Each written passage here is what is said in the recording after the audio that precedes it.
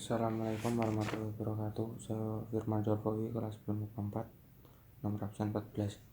Saya akan mempresentasikan OJK. OJK adalah Otoritas Jasa Keuangan. OJK adalah lembaga yang independen.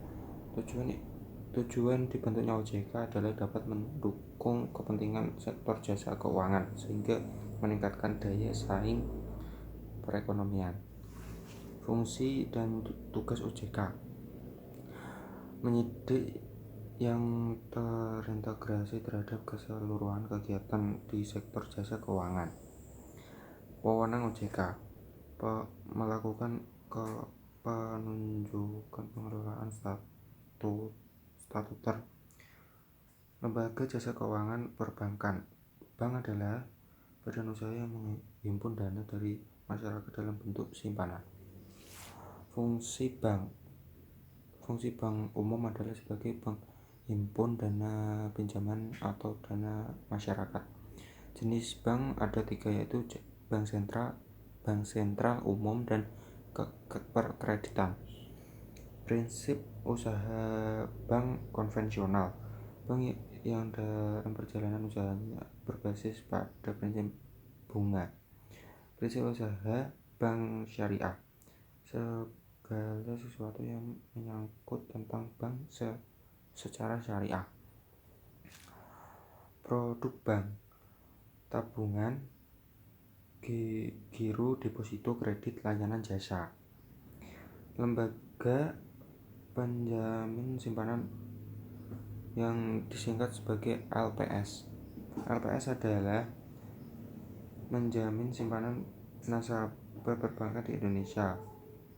Badan dibentuknya berdasarkan RUU nomor 24 tahun 2004. Pasar modal adalah kegiatan yang berhubungan sebagai penawaran umum dan pendagangan efek perusahaan produk yang berkaitan dengan efek yang diterbitkannya. Fungsi pasar modal: membentuk perusahaan mendapat dana dengan cara menjual dan membeli saham.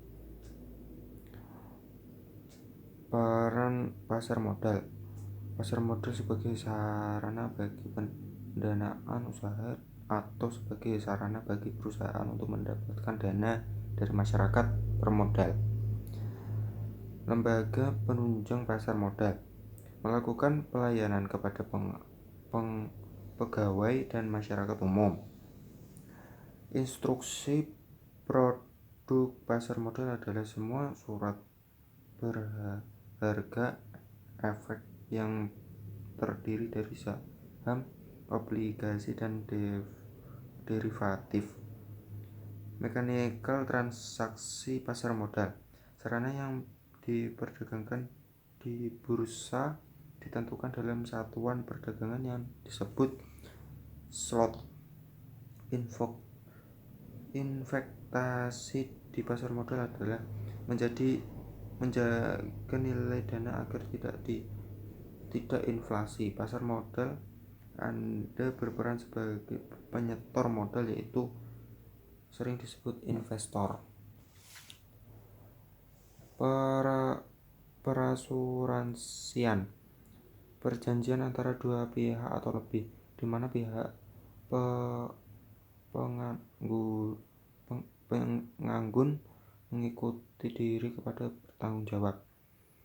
Pengguna mengikuti bertanggung jawab dengan menerima premi asuransi untuk memberi pengganti kepada tertanggung karena kerugian dan lain-lain. Jenis asuransi: asuransi jiwa, kesehatan, pendidikan, kendaraan, bisnis, properti. Fungsi asuransi: bisa melindungi nasabah dan menghimpun dana nasabah atau yang disebut sebagai investasi. Prinsip asuransi: interest, indemnity, subrogation, contribution, pro quota concept. Dana pensiun: Dana pensiun adalah badan hukum yang mengelola dan menjalankan program yang menjanjikan manfaat pensiun. Tujuan dana pensiun untuk mensejahterakan orang yang sudah lanjut usia. Jenis dana pensiun adalah pemberian kerja, lembaga keuangan, lembaga asuransi kesehatan, lembaga pembayaran. Lembaga pembayaran adalah kegiatan yang membiayakan perusahaan dalam bentuk penyediaan barang atau jasa barang modal. Jenis lembaga pembiayaan: anjak piutang, usaha kredit, perdagangan surat perhargaan. Produk lembaga pembiayaan: perusahaan sewa guna usaha, anjak piutang, pembiayaan konsumen. Pegadian adalah lembaga satu-satunya yang menjalankan usaha gadai. Fungsi pegadian sebagai pengelola penyalur dana pinjaman. Peran pegadian: mengelola serta mengawasi pengelolaan pegadian. Jenis pegadian ada 4, yaitu syariah, arumhasi, multi pembayaran, dan tabungan emas. Prinsip pegadian: kegiatan pegadian menjamin barang jasa akan kembali lagi jika